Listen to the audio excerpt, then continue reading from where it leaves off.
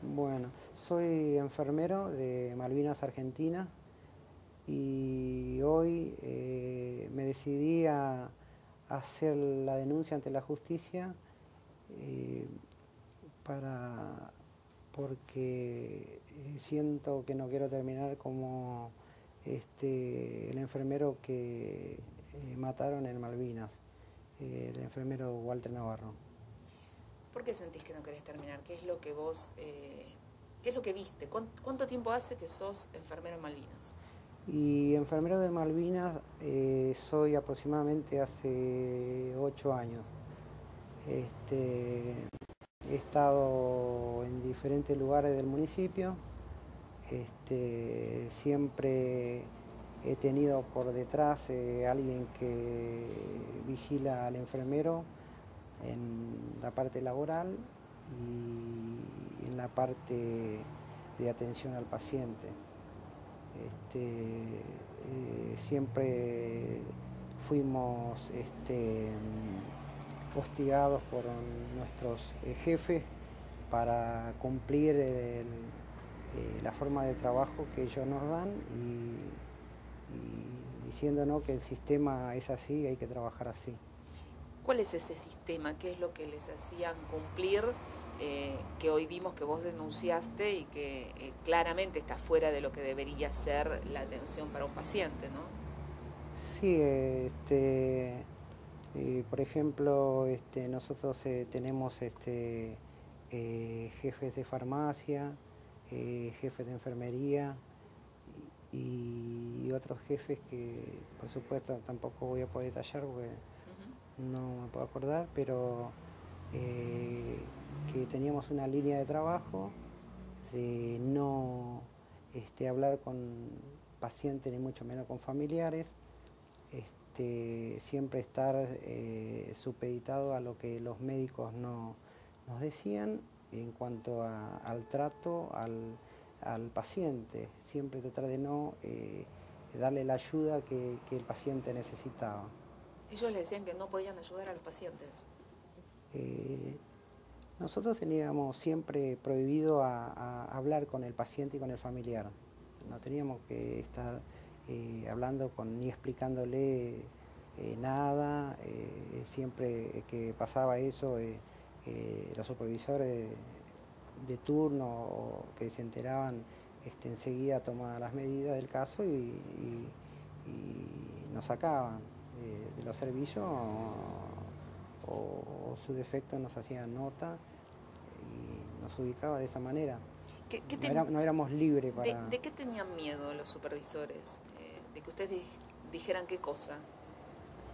Por ejemplo, la idea de los supervisores era que nunca llegara por ejemplo, dirección, que los pacientes faltaba tal cosa, faltaba esto, faltaba aquello, si no faltaba medicación, si no faltaba esto, todo lo que faltaba siempre tenía que terminar ahí.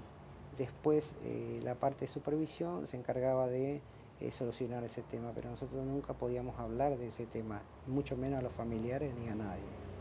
Y ver que a veces pacientes estar en un estado calamitoso y pésimo era doloroso. ¿Y qué pasaba con esos pacientes? ¿Se les suministraba la medicación necesaria? Los pacientes, depende, los pacientes había una calidad de paciente. Paciente con obras sociales, paciente con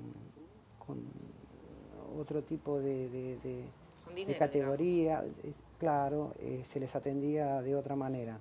O sea, ellos focalizaban la atención a esos pacientes y relegaban a los pacientes más humildes. Los que más lo necesitaban. Los que más necesitaban, tardaba la medicación para llegar a ellos. Esa era la situación de muchos de mis compañeros. Yo he estado con muchos compañeros y siempre todos mis compañeros hemos hablado de la misma manera, criticando, pero en voz baja, pero la necesidad de todos mis compañeros, de la mayoría de mis compañeros de Malvinas, Argentina, enfermeros,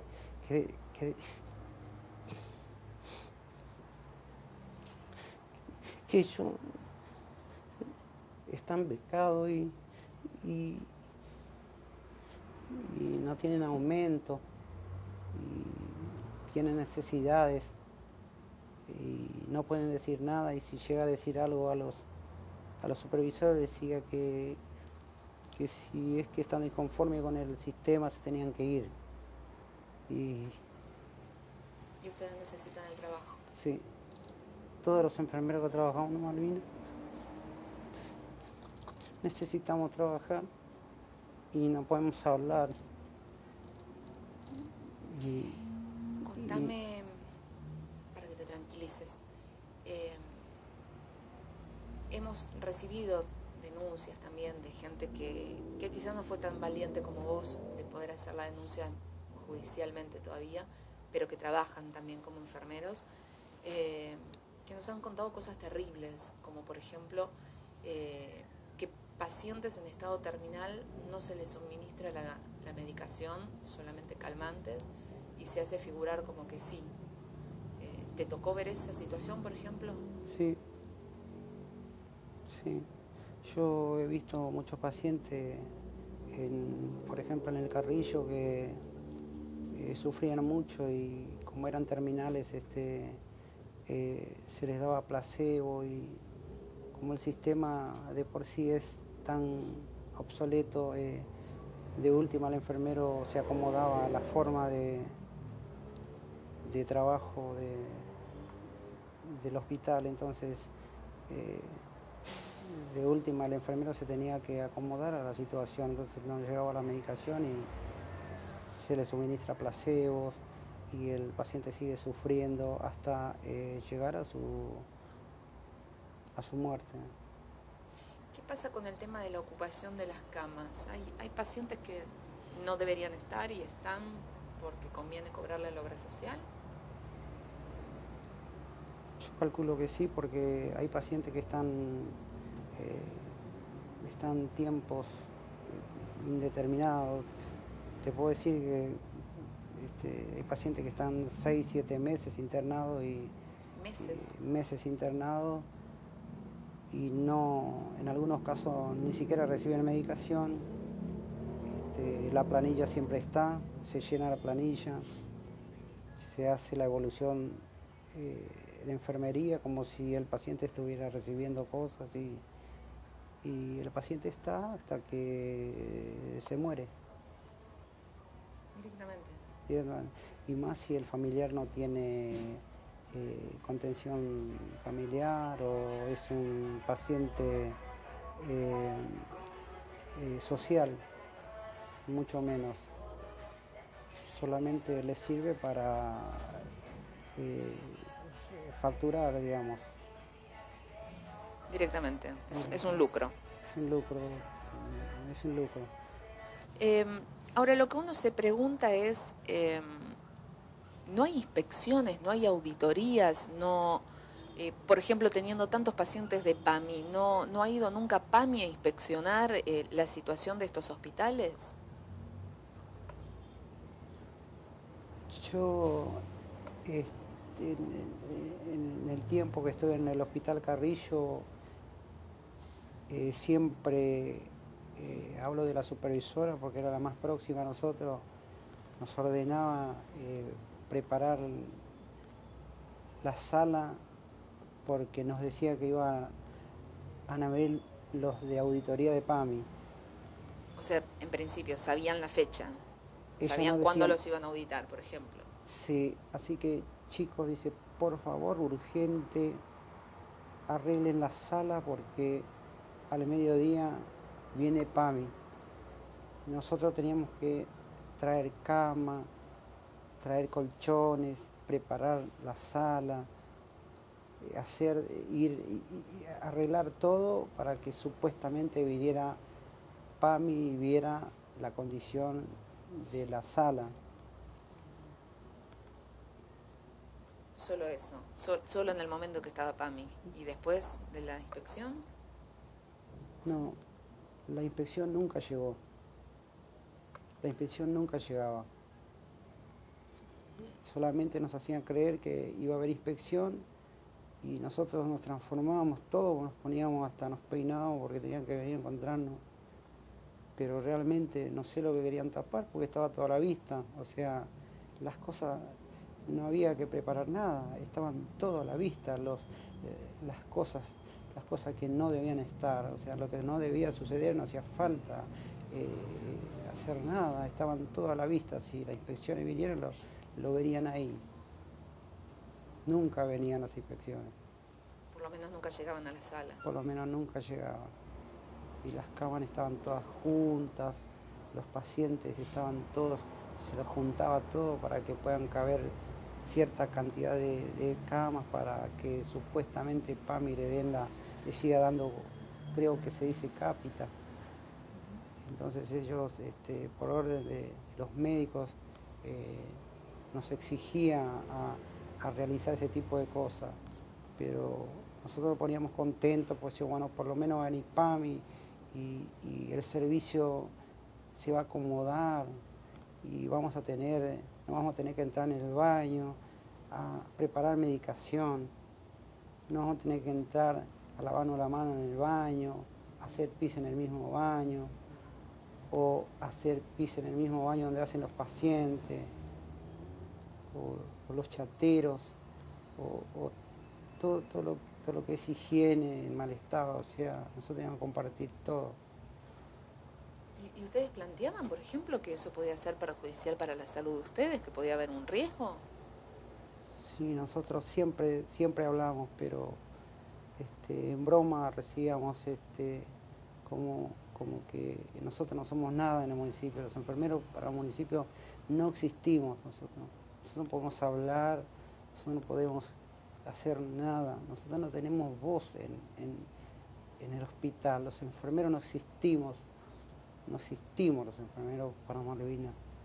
¿Cómo es el tema de las historias clínicas cuando los obligan a completar qué cosa dentro de las historias clínicas? Nosotros tenemos una supervisora y en una fecha aproximada nos trae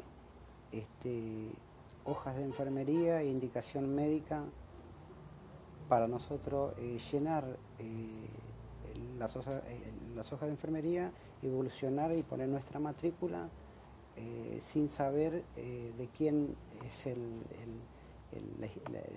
paciente. Nosotros no conocemos a veces el paciente y evolucionamos igual. Como, digamos, para que la gente lo entienda, vos me estás diciendo que completan historias clínicas como si, con la firma de ustedes, como si hubiesen atendido a ese paciente, y cuando me hablas de evolucionar, estás hablando de que ponen un registro de cosas que supuestamente se le hicieron. Sí.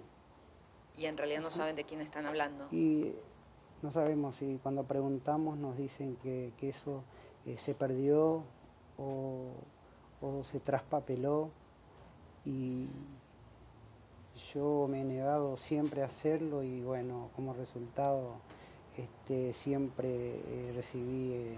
Y esto era sistemático, es decir, todos los meses aparecían siempre X cantidad de historias clínicas a todos los enfermeros. Siempre, por lo menos en mi sector siempre venía y ella traía unas hojas, una cantidad de hojas con indicaciones y nos hacía terminar. Lo que supuestamente faltaba estaban perdidas o traspapeladas. La teníamos que terminar sí o sí y encima colocar nuestra matrícula y firma. Algunos familiares, y uno a veces dice, bueno, ¿cuánto será de cierto? ¿Cuánto será producto del dolor, de una pérdida, ¿no? de aquellos que reclaman por mala praxis o por haber perdido la vida de un ser querido? Mencionan cosas como falta de elementos, como camas que se supone que tienen oxígeno y en realidad no lo tienen, dicen que hay cosas que son pura fachada, que médicos que deberían estar atendiendo y no están atendiendo y les delegan todo a los enfermeros o a los residentes. ¿Cuánto de eso vos viste ahí adentro? Sí, esos casos, hay muchos casos de eso y puntualmente tengo experiencia de médico que no están capacitados para atender a un paciente y sin embargo lo hacen. Y nosotros tenemos que estar, aún no queriendo, realizar lo que ellos nos dicen. Y en muchos casos nosotros, por ejemplo, cuando tenemos un paciente en mal estado, vamos a buscar a un médico y si es de día aparece a las 2 o 3 horas, pero si es de noche directamente no aparece ningún médico. El paciente en algunos casos termina muriendo porque yo hablo con los enfermeros de la noche y nosotros nos contamos todo. Y siempre termina ahí porque no podemos hacer nada por lo que te conté anteriormente, ¿no? Nosotros necesitamos trabajar, tenemos familia y eso hace que siempre estemos metidos ahí en el sistema y se aprovechan de la necesidad de ustedes. De la necesidad de nosotros. ¿Qué pasa cuando alguno se atrevió a protestar, a decir esto no lo hago, como en tu caso? ¿Vos recibiste amenazas puntualmente? Yo hace un año que estoy recibiendo amenazas y estuve aguantando hasta hace muy poco. Y había un director que se llama Daniel Capello, que siempre estaba reunido con el doctor Joat, que me amenazaba siempre y yo lo tomaba en broma, pero después mi mujer me decía que no puede ser que te diga un director esas cosas y no me creía. ¿Qué te decía? Y me decía que vos no deberías estar acá, que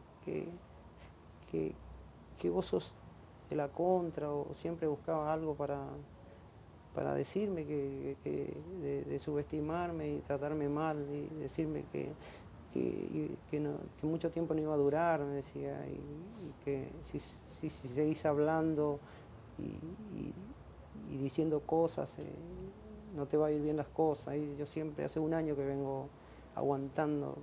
¿Eso te decía el director? El director, el doctor Capello. O sea, si seguís hablando, no vas a durar. No vas a durar. Mucho tiempo no vas a aguantar. Sí, a mí me dijo que a vos nadie te quiere acá. Me dice, porque él sabía que yo siempre protestaba por lo que pasaba y dice, a vos no te quiere nadie y yo, mis compañeros me quieren todo.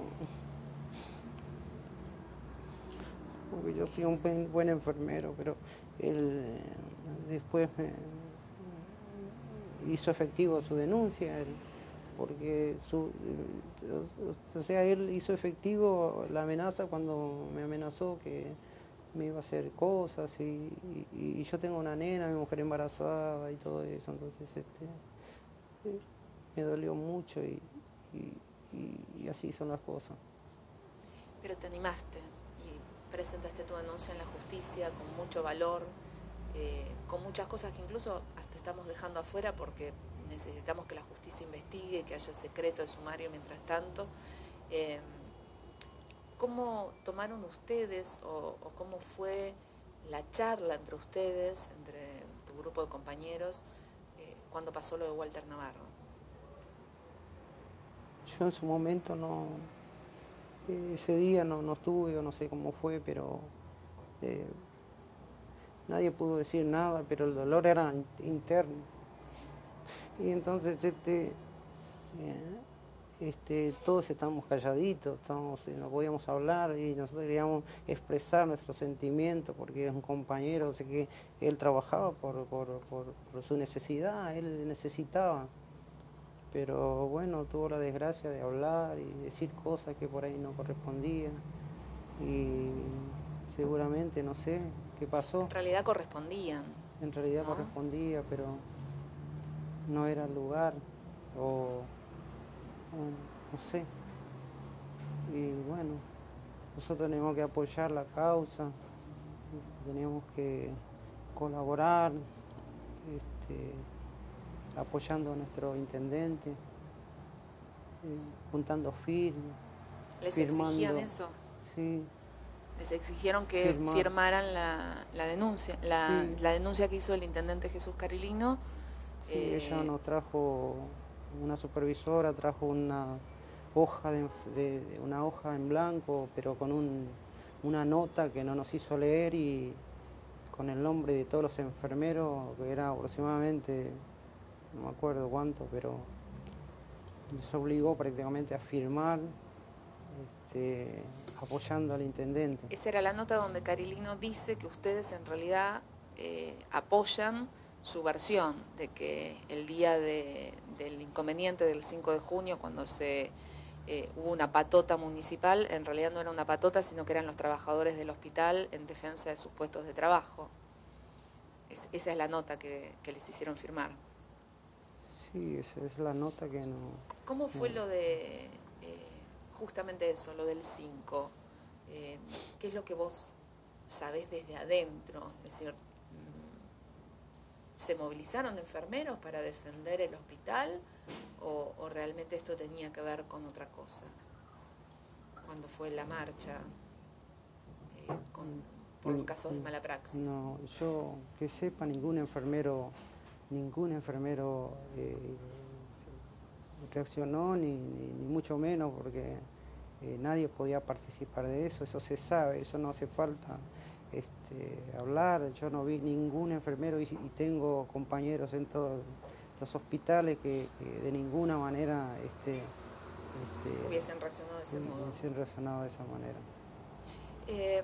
Otra parte que causa mucho escozor de tu denuncia, de la que presentaste ya en la Fiscalía, habla del trato que se le da en esos centros asistenciales de Malvinas a las personas que vienen privadas de su libertad, a los presos. ¿Cómo es eso? Contanos lo que le contaste hoy a la justicia. Sí, en su momento los presos, hay una parte de un lugar donde los presos están, que son 3 o 6 camas que están ocupadas por los presos. Y sí, yo he visto que presos no recibir la atención suficiente y sufrir maltrato. Siempre que uno quiso ayudar a un preso, la respuesta era estos son unos hijos de P o cualquier otra forma de no atender al paciente. Eso fue lo que... ¿Al punto de ni siquiera suministrar la medicación? Y al punto de pacientes con heridas infectadas, si era de traumatología, estar encadenado y aparte con clavos manchados de sangre, de cosas todas verdes, infectadas. Y nosotros entre compañeros nos preguntábamos, ¿este paciente no recibe ningún antibiótico? Y en sentido común, un paciente con fiebre, con dolor, gritando, se manifiesta y no nadie hacer nada. Era muy feo eso. ¿Y qué les decían cuando ustedes preguntaban por qué no se los atendían? Nos decían que ya estaba, que eso es todo cosa de preso, que los presos siempre son así, que no tienen que dar lástima porque ellos son capaces de matarnos y todas esas cosas. Y bueno, el enfermero no le quedaba otra cosa que, como siempre, negarse era prácticamente encontrar el despido. Y yo nunca quise estar de ese lado, el lado de la mala práctica de la enfermería. Por lo que vos nos contás, por lo que sabemos de los familiares de las víctimas, escuchar a un familiar de una víctima es terrible, pero escuchar la confirmación de todo lo que uno imagina desde adentro, contado con alguien como vos, es mucho peor.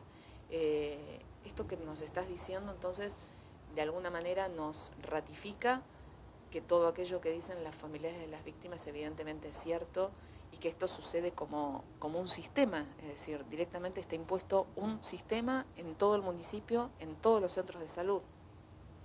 Es un sistema, es una línea de trabajo del municipio. Ellos se manejan así, siempre se manejaron así y se van a seguir seguramente así, hasta que esto, seguramente todo en la vida tiene límite, pero yo calculo que a veces los familiares por necesidad tampoco pueden ni siquiera en una entrevista con el médico preguntarle por qué, ni siquiera se animan, porque los pobres no pueden hablar.